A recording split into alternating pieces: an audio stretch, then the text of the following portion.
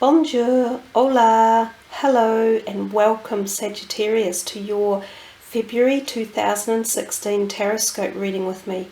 Happy New Year everyone. Thanks for tuning in and deciding to watch this video with me. We'll be using 4 cards from this beautiful Morgan Greer deck and then a 5th overall energy card, and at the end we'll do a higher vibrational chakra balancing card just to see what other messages are coming in to support you for the month.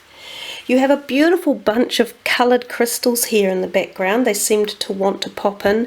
This is a green cat's eye, this is cryoscolia, this is an aquamarine, and this is a beautiful amethyst. So really nice harmony gathering there for the stones. And remember too that this particular tarot deck also works really highly with the infusion of colour vibration. So see how you feel, which colours resonate most with you when we draw the cards, and then utilise those for the month. Sort of the colours that come out and the ones that are most obvious will also be useful for you during the month of February as well. So it's kind of a colour reading as well as a Taroscope reading. So let's see, Sagittarius, what is happening for you for for February 2016. Okay.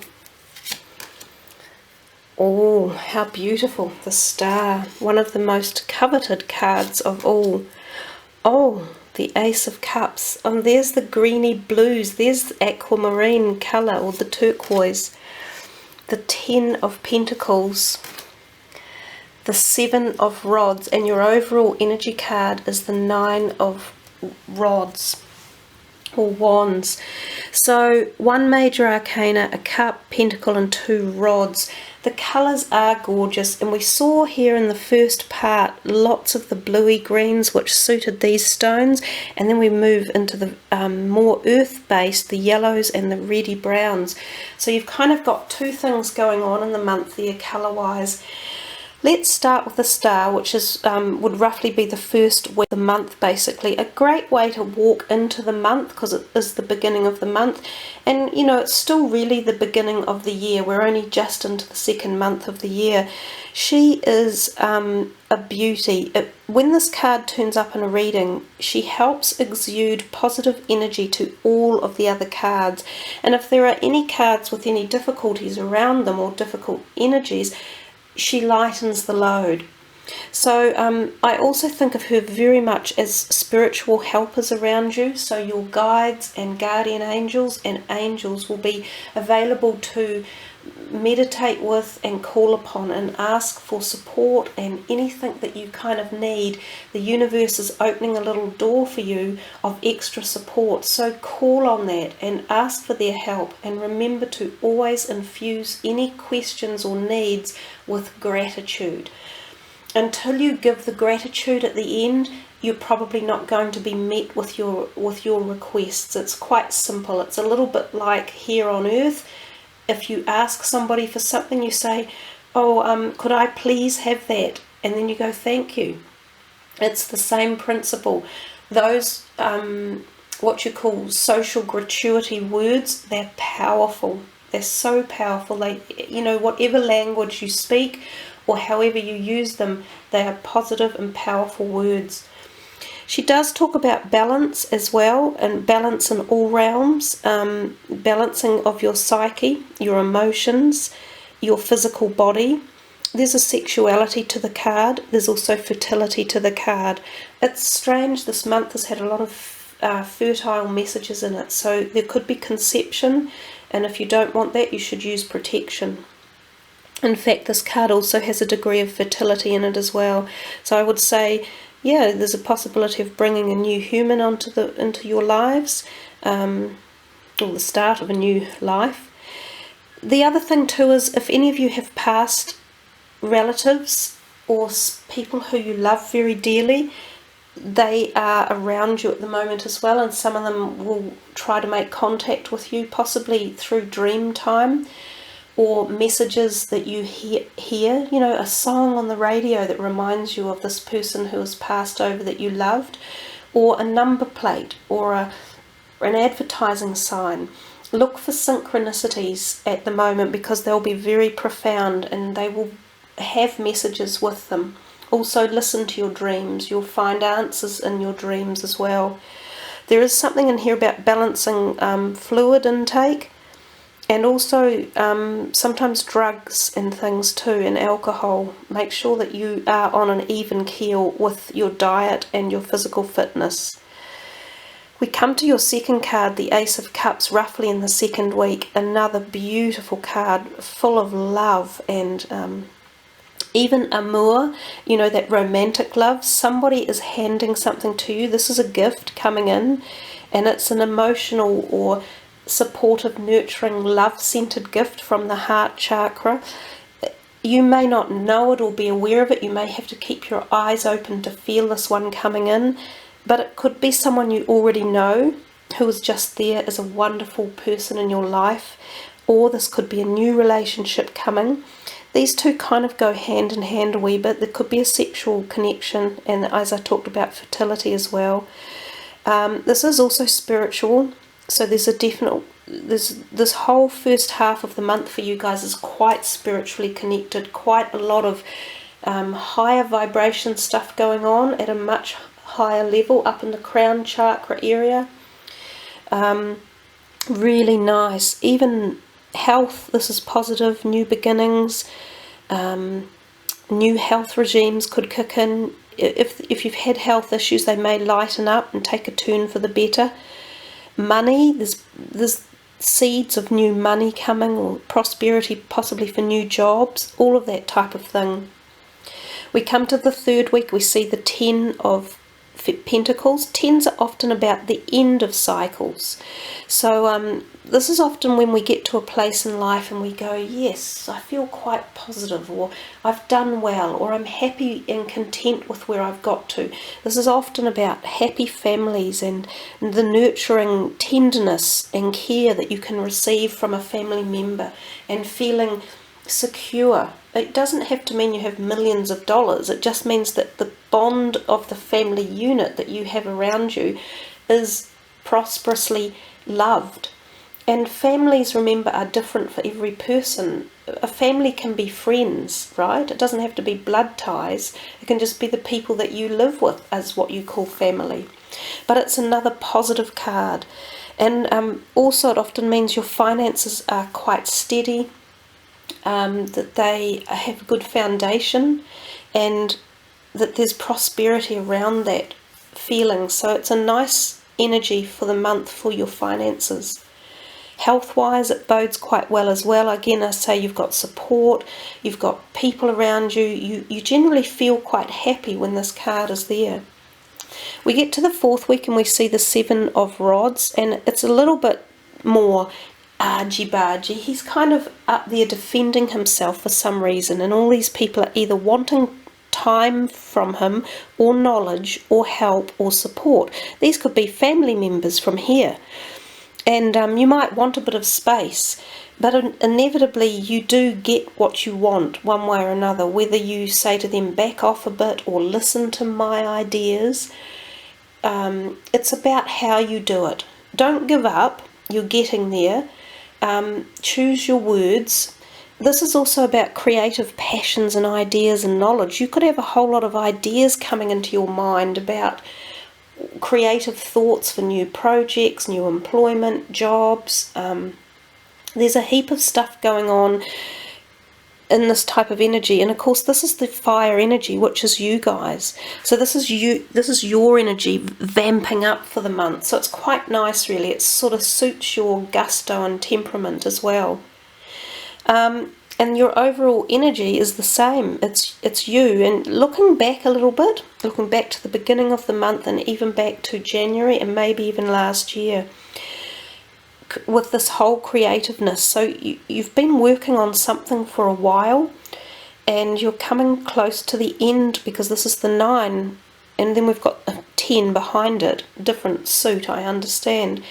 But again, this is kind of valor and success, and you haven't given up, and it pays dividends, and you'll get to wherever it is you're wanting to go with this creative idea or thought process or knowledge learning or business opportunity or career ideas or university, whatever it is, you're getting there and it's coming. So I think that's a beautiful reading, a really nice reading for you guys. There's some glorious stuff in here in this beginning, really, really special. And then there's your energies coming in.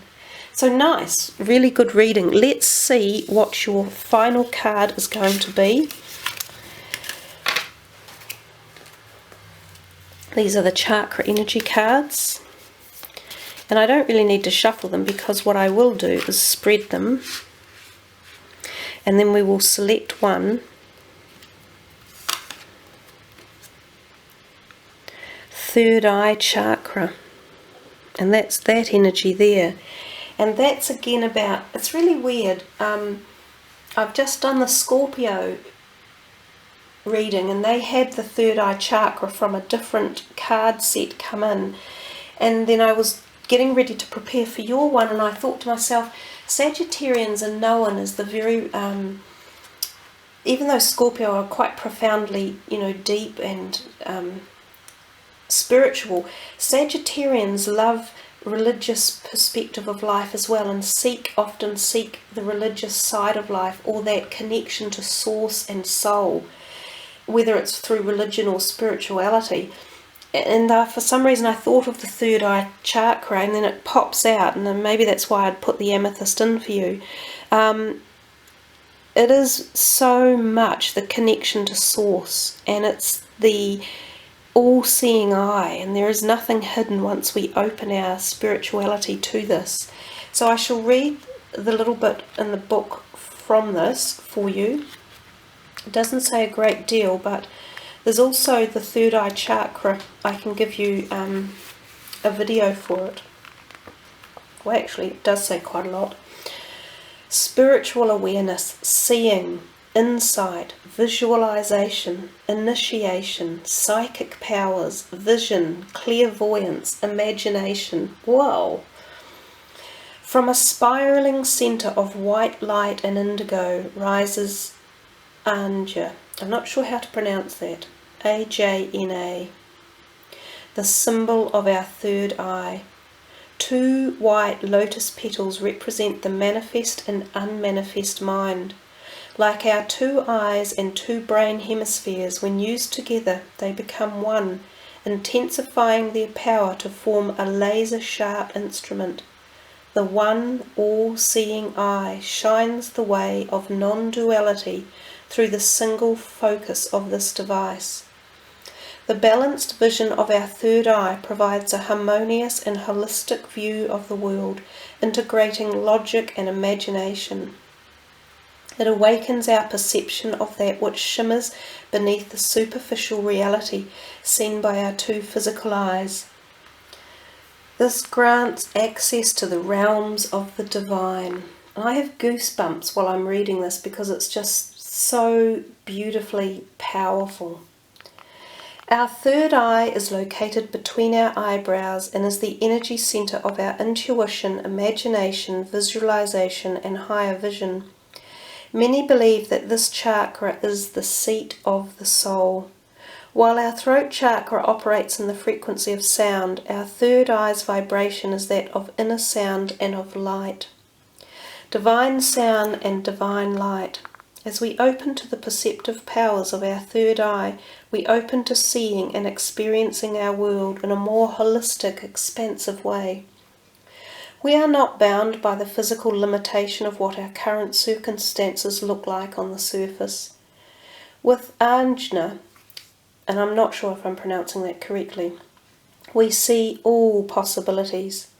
We see the oak tree within the acorn, and we feel empowered to move from a place of clear vision and truth within. Just as we must calm the waters of a pool in order to see beyond the surface, we must learn to calm our mind in order to access the deeper levels of ourself and the world with clarity. This card is an invitation to spend time in meditation and relaxation. Take time to become still so that you are centered and receptive, allowing awareness of subtle energies and wisdom in your third eye. From this space you are able to see into and beyond this moment, into the highest path for your soul. If you are uncertain which way to go or which path to follow, take time to open yourself to the gift of the inner vision of your third eye chakra. Pay attention to your dreams. Acknowledge what you sense in meditation. Note intuitive feelings. Read, reflect, daydream. Ponder on your being. Take action based on the guidance and intuition that comes to you from your sixth sense. The essence of this card to accept yourself as an intuitive spiritual being and to expand your sense of seeing. Within the grace of your divine view there are no questions or doubt, only calm clarity and infinite possibility. It is now time to embrace your divine life journey, allowing your inner light to guide your way. And here, just for the last bit, are some affirmations.